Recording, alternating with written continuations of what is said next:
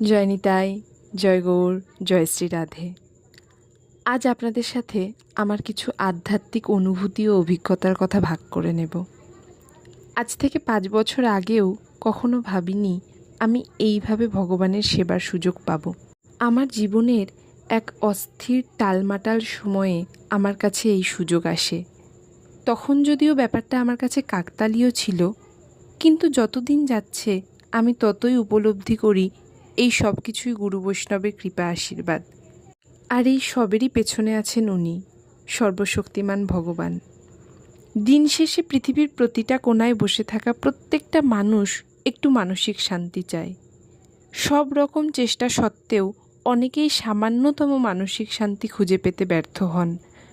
ভগবানকে একবার আরতি ভরে ডাকলেই তিনি সব ক্লেশ অস্থিরতা নিমেষের মধ্যে দূর করে দেন।